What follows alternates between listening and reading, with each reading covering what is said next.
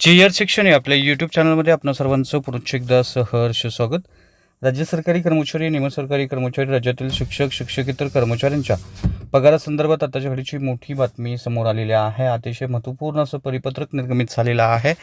काय आहे ते परिपत्रक आणि या परिपत्रकाच्या अनुषंगाने कोणती ती बातमी आहे या संदर्भातील सविस्तर माहिती देणारा हा व्हिडिओ पाहण्यापूर्वी नेहमीप्रमाणे आपणा सर्वांना एकच विनंती, व्हिडिओ शेवटपर्यंत पाहावा आणि आपण जर आमच्या चॅनलवर नवीन असाल तर चॅनलला जरूर सबस्क्राईब करा, समोरील बेल आयकॉनला सुद्धा क्लिक करा, जेणेकरून महत्त्वपूर्ण शासन निर्णय, कर्मचारी, पेन्शनधारक, कुटुंब निवृत्ती वेतनधारकांच्या विषयीच्या महत्त्वपूर्ण अपडेट्स आपल्याला आपल्या यूट्यूब चॅनलवरती सर्वात अगोदर पाहाव्यास मिळतील। जसे की आपण स्क्रीनवर पाहताय, राज्यातील सरकारी, निमसरकारी कर्मचारी, विशेषतः शिक्षक, शिक्षकेतर कर्मचाऱ्यांच्या पगारासंदर्भातलं हे महत्त्वपूर्ण असं परिपत्रक आहे।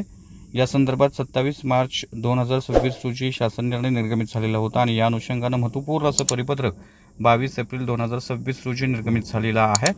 यामध्ये विषय जो आहे तो अतिशय महत्त्वाचा आहे। शालार्थ सेवार्थ प्रणालीत वेतन घेणाऱ्या सर्व सरकारी, निमसरकारी, शिक्षक, शिक्षकेतर कर्मचारी यांची KYC पूर्ण करण्याबाबत असा हा पत्राचा विषय आहे। या अनुषंगाने विषयांकित प्रकरणी शासनाचे परिपत्रक पाहावे आणि सदर परिपत्रक महाराष्ट्र शासनाच्या संकेतस्थळावर उपलब्ध आहे आणि या संदर्भात परिपत्रकातील नमूद केल्यानुसार हे परिपत्रक जिल्हा परिषद, मान्यताप्राप्त अनुदानित अशासकीय प्राथमिक, माध्यमिक, उच्च माध्यमिक शाळा, शालेय शिक्षण विभाग, शालार्थ प्रणाली आदींना लागू आहे आणि यानुसार कार्यवाही करण्याच्या सूचना देण्यात आलेल्या आहेत। म्हणजेच KYC प्रक्रिया जी आहे ती शालार्थ आणि सेवार्थ प्रणालीमध्ये कर्मचाऱ्यांना करून घेणं अपरिहार्य असणार आहे, अनिवार्य असणार आहे। त्यामुळे निश्चितच इथून पुढे पगार होत असताना KYC नसेल तर पगार थांबवला जाऊ शकतो। त्यामुळे राज्यातील सरकारी, निमसरकारी कर्मचारी, शिक्षक, शिक्षकेतर कर्मचारी यांनी सोबत दिलेल्या नमुन्यामध्ये KYC जी आहे ती पूर्ण करून शालार्थ सेवार्थ प्रणालीमध्ये सर्टिफिकेट जे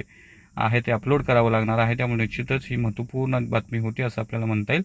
तर हा होता अतिशय महत्त्वपूर्ण व्हिडिओ, महत्त्वपूर्ण बातमी। अशाच महत्त्वपूर्ण बातम्यांसाठी, रोजच्या महत्त्वपूर्ण शासन निर्णयासाठी चॅनलला जरूर सबस्क्राईब करा, व्हिडिओला लाईक करा, शेअर करा। धन्यवाद।